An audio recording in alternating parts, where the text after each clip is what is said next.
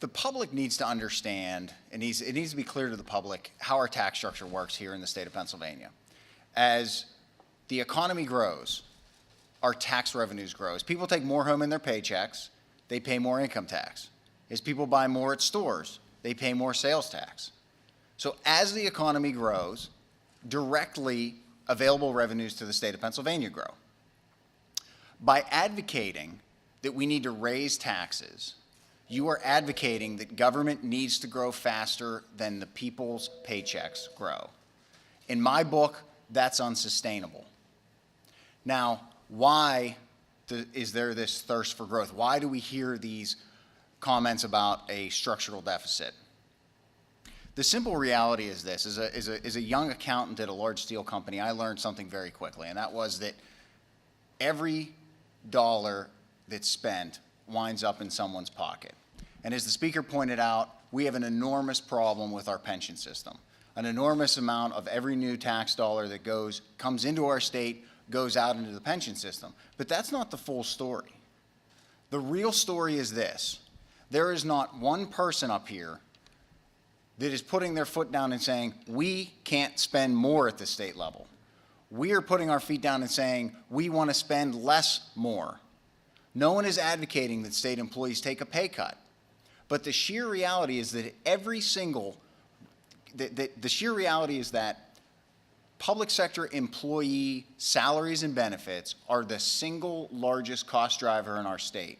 And the next reality is this: every single represented worker here in the state of Pennsylvania, whether they're a clerk, whether they're a teacher, will receive a 3.5% to 5% pay increase this year. No one up here is asking that those employees take a pay cut. No one is asking that those employees be laid off. What we are asking is that we need to get those costs under control, or history will repeat itself. The economy will not grow fast enough, and we'll be put in a position to raise taxes, or be put in a position to be asked to raise taxes. You know, as Representative Marr mentioned, the governor talked about visionary.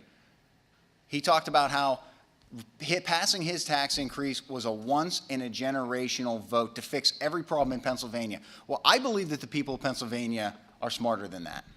I believe that they have better memories than that. We look back to 1992. In 1992, there was a once-in-a-generation tax increase vote that was going to change the course of Pennsylvania. The income tax was raised.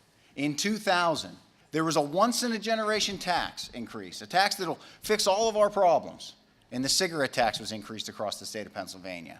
3 years later, Governor Rendell, once-in-a-generation tax, the tax increase to end all future tax increases, and the personal income tax was increased. And just 1 year later, there wasn't enough money to spend for those who want to spend it, and the state of Pennsylvania passed slot machines.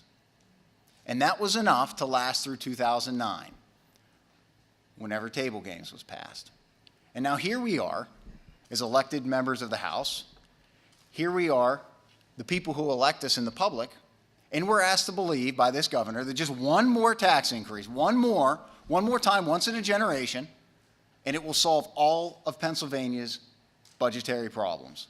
I believe that the people of Pennsylvania are smarter than that. I believe that if we continue down that path, we know where it's going to lead us. We're going to be faced with another opportunity to make a once-in-a-generational tax increase vote later down the line that will once again not fix our problems if we don't correct on the cost side. We need to be on a race to the top, not on a race to the bottom.